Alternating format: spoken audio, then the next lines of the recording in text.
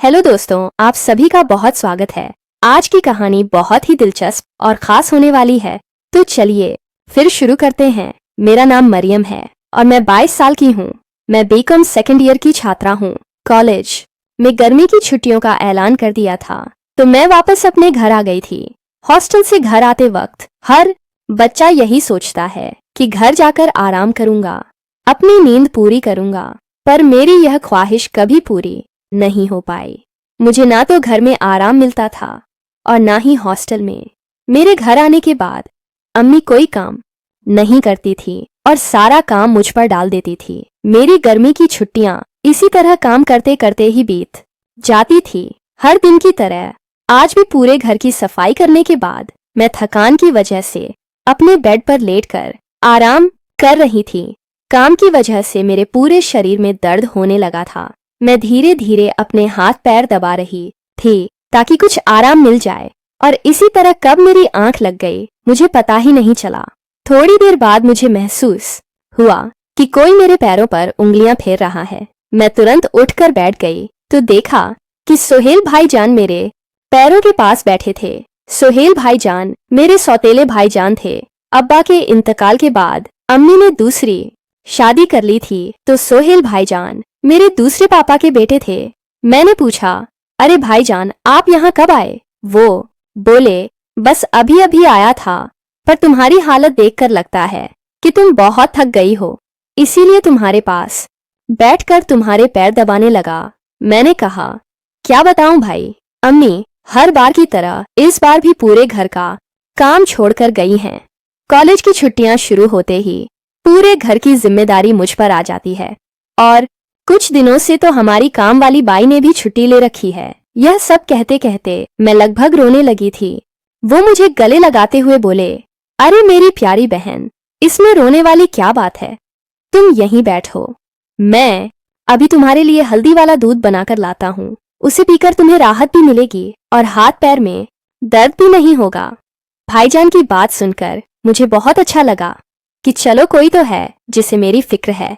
वो थोड़ी देर में हल्दी वाला दूध बनाकर ले आए और मेरे मुंह के पास लगा दिया।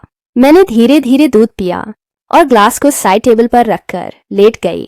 मैं गर्म दूध पीकर अच्छा महसूस कर रही थी। तभी भाईजान बोले, मरियम अगर किसी और चीज की जरूरत हो तो वह भी बता देना। मैं कुछ देर बाद बाजार जाऊंगा तो वहां से तुम्हारा काम भी कर लाऊंगा। मैं धीरे से मुस्कुराई और बोली, भाईजान अब बस आप बाहर से खाना ले आना, क्योंकि मेरे अंदर अब इतनी हिम्मत नहीं है कि खाना बना सकूं। वो बोले, तुम बेफिक्र होकर लेटो, अब मैं आ गया हूं तो तुमको फिक्र करने की कोई जरूरत नहीं है।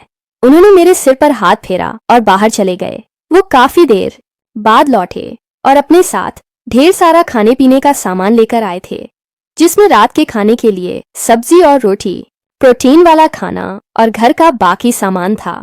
वो बोले, मरियम मैं तुम्हारे लिए प्रोटीन वाला खाना लेकर आया हूँ, जिससे तुम्हारे शरीर को और ताकत मिलेगी।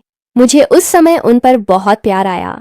दुनिया में ऐसे भाई बहुत कम होते हैं जो अपनी बहनों का इतना ख्याल रखते हैं, और फिर वो तो मेरे सगे भी नहीं थे, पर फिर भी मेरी इतनी फिक्र करते थे।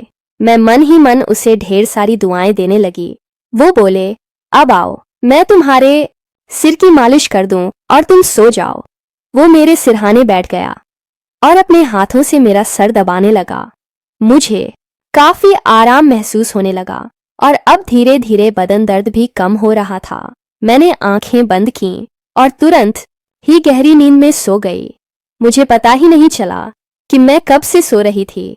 अचानक से मम्मी की आवाज मेरे कानों में पड़ी और मैं उठकर बैठ गई। आंख खुली तो सिर भारी लग रहा था। मैंने घड़ी में समय देखा तो रात के 10 या बज रहे थे।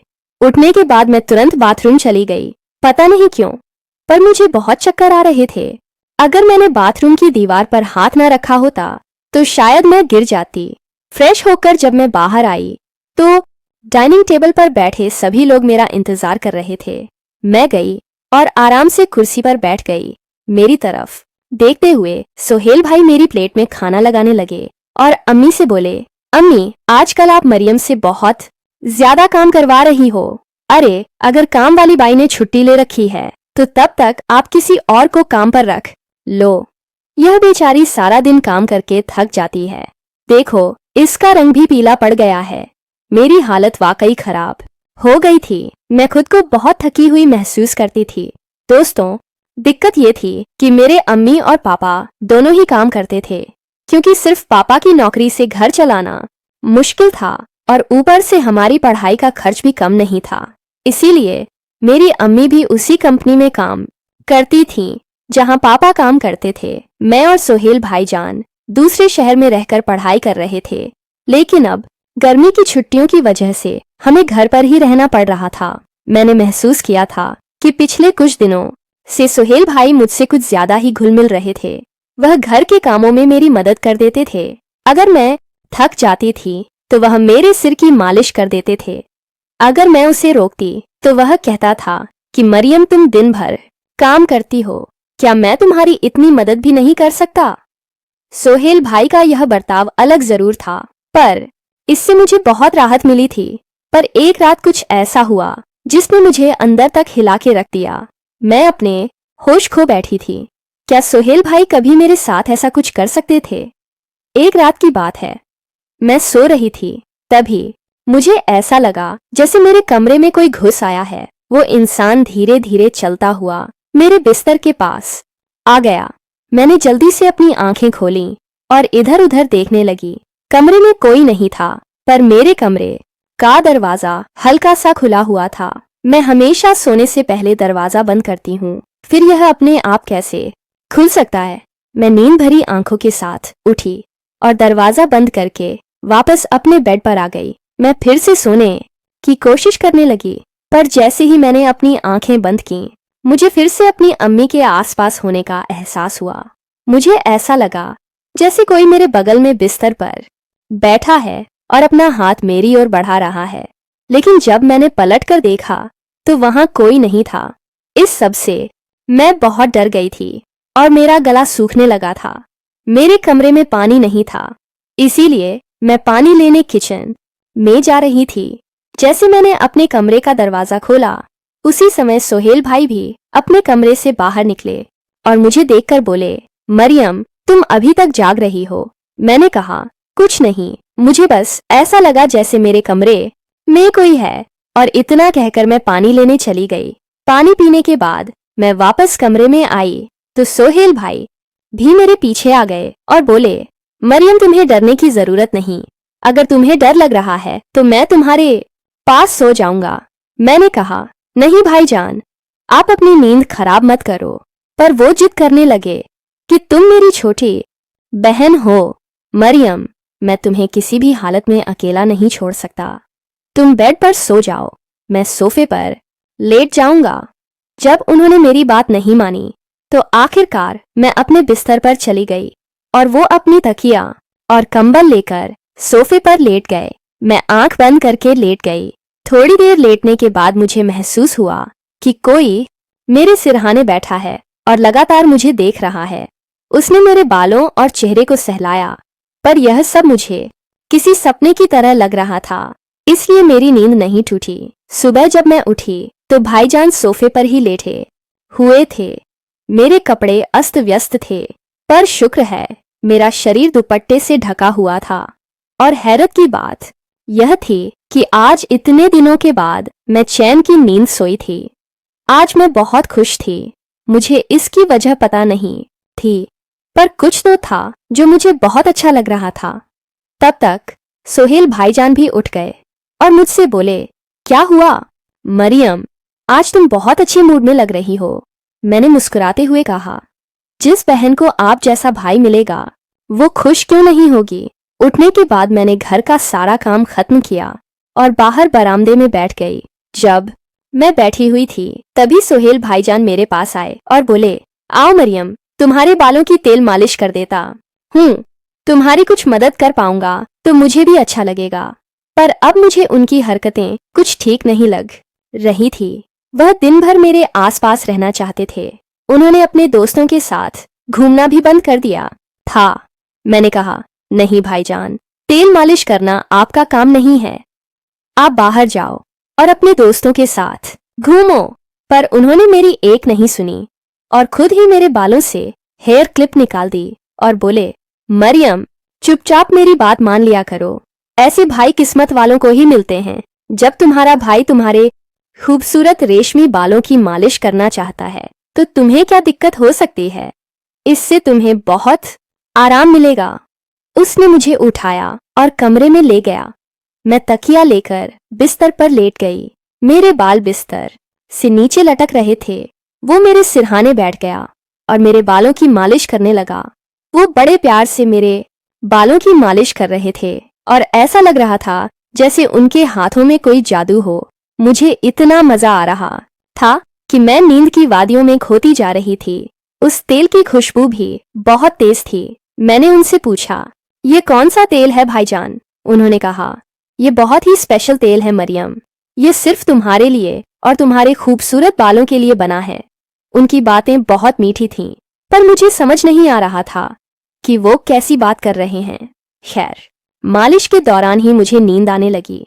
कुछ देर बाद जब मैंने आंखें खोलीं तो मेरा पूरा शरीर दर्द से तड़प रहा था। ऐसा लग रहा था जैसे मेरे पैरों पर बहुत ज्यादा वजन रख दिया गया हो। मैं धीरे से उठकर बैठ गई और इधर उधर देखने लगी। मैं बाथरूम जाने के लिए उठी तो फिर से बेड पर गिर गई। मेरी हालत देखकर ऐसा लग रहा था जैसे मैंने बहुत मेहनत की हो। बड़ी मुश्किल से मैं बाथरूम में गई और फ्रेश हुई। जब मैं अपने कमरे से बाहर आई तो लिविंग रूम से मुझे फुसफुसाहट की आवाज सुनाई दी, पर घर में मेरे और सुहेल भाईजान के अलावा और कोई नहीं था। फिर वो किससे बात कर रहे थे?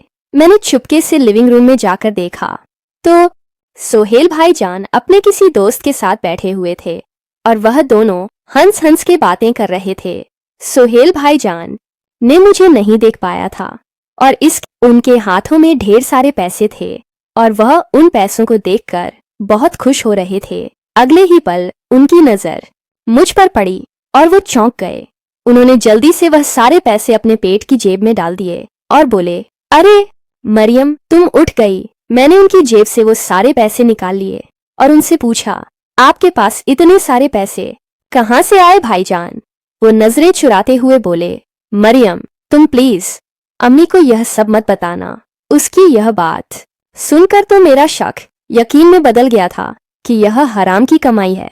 मैंने आवाज सख्त करते हुए कहा, अम्मी को नहीं बताऊंगी, पर पापा को जरूर बताऊंगी। नहीं तो मुझे सच सच बता दो कि इतने सारे पैसे कहाँ से आए।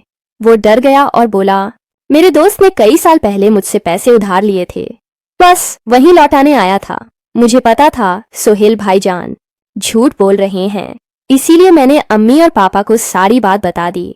पापा ने उनसे सारे पैसे ले लिए और उन्हें बहुत शर्मिंदा किया।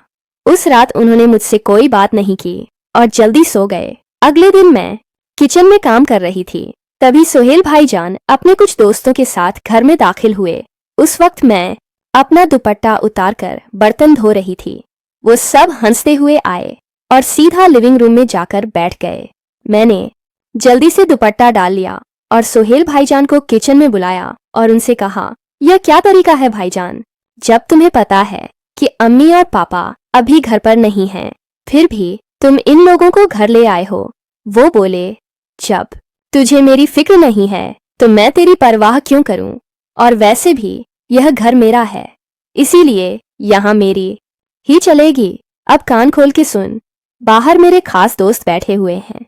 उन लोगों के लिए कुछ अच्छा सा बना देन, और हाँ, खाना रखने भी तू ही आएगी। सोहेल भाईजान का यह नया रूप देखकर मैं दंग रह गई थी। वह इतनी छोटी सी बात पर इतना कैसे बदल सकता है? मैं उससे नाराज थी, पर फिर भी मैंने उसके दोस्तों के लिए स्वादिष्ट पकवान बना दिए। जब मैं खाना लेकर बाहर आई तो मैंने देखा कि उनके दोस्त मुझे बार बार घूर रहे थे। वो सब मुझे ऐसे देख रहे थे जैसे अभी कच्चा ही खा जाएंगे। खाना रखकर मैं जल्दी से अंदर भागी और अपने कमरे में बंद हो गई। मैं बहुत सहम गई थी। कुछ देर बाद लिविंग रूम से आवाजें आनी बंद हो गईं। मैं तुरंत उठकर सोहेल भाई के कमरे में गई और उन पर भड़क उठी। मैंने कहा, अगर तुम्हारे यह दोस्त दोबारा मुझे इस घर में दिख गए तो तुम्हारे लिए अच्छा नहीं होगा। उसने एक हाथ से मेरा मुंह दबा लिया और अपने चेहरे के पास ले जाकर बोला, वो दोबारा नहीं आएंगे, पर तुम इस बारे में अम्मी पापा को कुछ नहीं बताओगी। और इतना कहकर बाहर चला गया। मैं वहीं सोफे पर बैठकर यह सोचने लगी, आखिर कैसा लड़का है, कभी प्यार जताता है, कभी नाराज हो जाता है। एक रोज की बात है, हर दिन की तरह मैं अपना सारा काम खत्म करके लेटी हुई थी। तभी अचानक मुझे अपने पैरों पर किसी के हाथ महसूस हुए। मैंने आंख खोली तो सोहेल भाईजान मेरे पैरों को अपनी गोद में रखकर मालिश कर रहे थे। मैंने उन्हें ऐसा करने से रोका, पर वह कहने लगे, मरियम, मैं जो कर रहा हूँ मुझे करने दो। मुझे पता है कि तुम मुझसे नाराज हो, पर इस घर में मेरे अलावा और कोई भी तुम्हारा ख्याल नहीं रखेगा। मुझे पता है तुम बहुत थक गई हो, इसीलिए मुझे मालिश करने दो और तुम सो जाओ। भाईजान इतनी अच्छी मालिश करते थे कि मुझे तुरंत सुकून मिल जाता था। मैंने आंखें बंद कर लीं और पल भर में सो गई। पर जब आंख खुली तो दिल सहम गया। मेरे सारे कपड़े अस्त व्यस्त थे और मेरा पूरा शरीर दर्द कर रहा था। मेरे बिस्तर पर किसी के कपड़े और परफ्यूम पड़ा हुआ था, पर यह किसका सामान था? इससे पहले कि मैं कुछ और सोचती या कहती, मेरे सिर में इतना तेज दर्द हुआ कि मैं फिर बिस्तर पर गिर पड़ी। ऐसा लगा जैसे किसी ने मुझे बेहोशी की दवा दे दी हो। बेहोशी की हालत में भी मैं यह महसूस कर पा रही थी कि कोई मुझसे फुसफुसा रहा था, पर मैं पहचान नहीं पा रहा थी कि कौन बोल रहा है।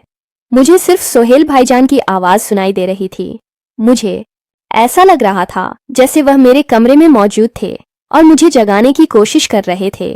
थोड़ी देर बाद जब मैंने आंख खोली तो पूरा दृश्य मेरी आंखों के सामने घूमने लगा। मैंने सबसे पहले अपने बिस्तर की तरफ देखा जहां शर्ट और परफ्यूम थे, पर अब वहां कुछ भी नहीं था। आखिर मेरे सोने के बाद ऐसा क्या होता था जो मेरा पूरा शरीर दर्द होने लगता था और ऐसा लगता था जैसे मैंने अभी नहाया हो। मेरी हालत दिन प्रतिदिन खराब होती जा रही थी। मेरी खराब तबीयत देखकर अम्मी ने कहा, मरियम, तुम बिल्कुल परेशान मत हो, मैं कल ही तुम्हें डॉक्टर के पास ले चलूंगी ताकि हमें पता चल सके कि तुम्हें क्या दिक्कत है। उस रात मैं बार बार जाग रही थी और ठीक से सो नहीं पा रही थी। अगले दिन मेरे अम्मी पापा हमेशा की तरह अपने काम पर चले गए, क्योंकि शायद उन्हें मेरी परवाह ही नहीं थी। मैं खुद हिम्मत करके डॉक्टर के पास गई, जहां अल्ट्रासाउंड से पता चला कि मैं गर्भवती हूँ। यह सुनते ही मेरे पैरों तले जमीन निकल गई। आखिर मेरे साथ ये सब कौन कर सकता था? मेरी शक की सुई सोहेल भाईजान पर जा रही थी, क्योंकि घर पर हम दोनों के अलावा और कोई नहीं होता था। पर वो मेरे साथ ऐसा क्यों करेंगे? मैं तो उन्हें अपना सगा भाई मानती हूँ, पर यह बात भी किसी से छुपी नहीं थी कि वो मेरे सौतेले भाई हैं। ऐसी बातें मुझे गलत सोचने पर मजबूर कर रही थीं। मुझे समझ नहीं आ रहा था मैं अपने अम्मी पापा को क्या और कैसे बताऊं। मैंने हिम्मत करके गर्भपात से पहले बच्चे का डीएनए टेस्ट करवाया तो उससे पता चला कि बच्चा सोहेल भाईजान का नहीं बल्कि किसी और का है। मुझे नहीं पता था मेरे साथ इतनी वाहियात हरकत किसने की है, इसीलिए मैंने पता करने की सोची। मैंने घर में किसी को पता नहीं चलने दिया कि मेरे साथ इतना कुछ हो चुका है। आज भी मैं रोज की तरह अपने कामों में लग गई थी। काम खत्म करके जैसे ही मैं अपने कमरे में गई, सोहेल भाईजान तेल लेकर मेरी मालिश करने आ गए। मैंने अपने मोबाइल को एक सुरक्षित जगह रख दिया था ताकि सारी रिकॉर्डिंग हो जाए। वो मेरे सिर की मालिश करने लगे। मैंने बहुत कोशिश की कि नींद ना आए, लेकिन तेल में शायद बेहोशी की दवा थी और जैसे ही मुझे इसकी गंध आई मैं तुरंत बेहोश हो गई। मुझे काफी घंटे बाद होश आया। रोज की तरह आज भी मेरे शरीर में बहुत दर्द हो रहा था।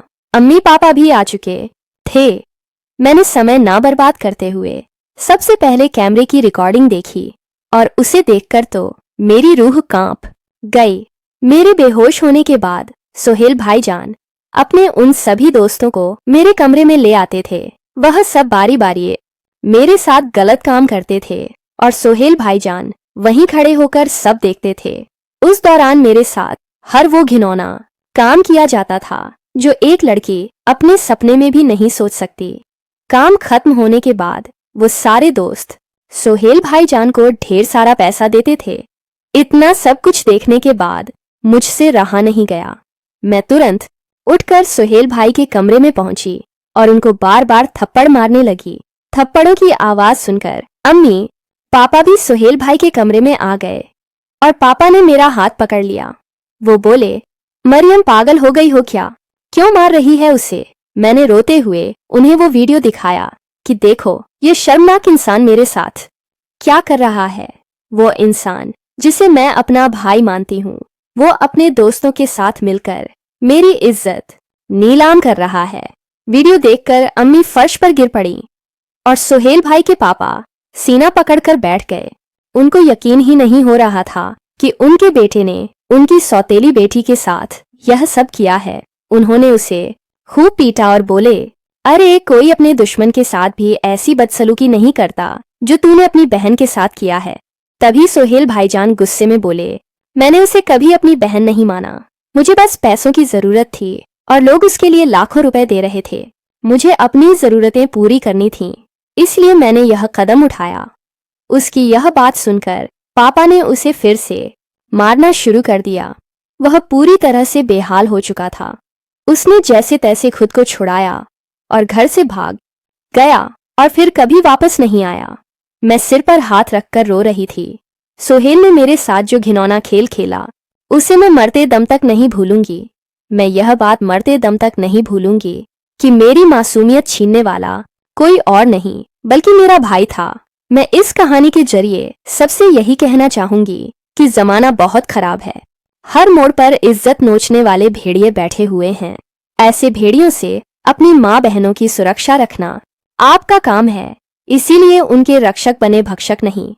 अगर लड़कियां घर में भी सुरक्षित महसूस नहीं कर पाएंगी तो फिर वह कहाँ जाएंगी? इस पूरे मामले में गलती किसकी थी? मेरे अम्मी पापा की, जो पैसे कमाने के चक्कर में अपने बच्चों के प्रति पूरी तरह से लापरवाह हो गए थे, या फिर मेरे उस भाई की जो पैसों की लालच में यह भूल गया था कि वह अपनी बहन की इज्जत की नीलाम कर रहा है। और इसी के साथ हमारी आज की कहानी खत्म होती है। अगर आपको यह कहानी पसंद आई हो तो इसे लाइक करें और अपने दोस्तों के साथ भी शेयर करें।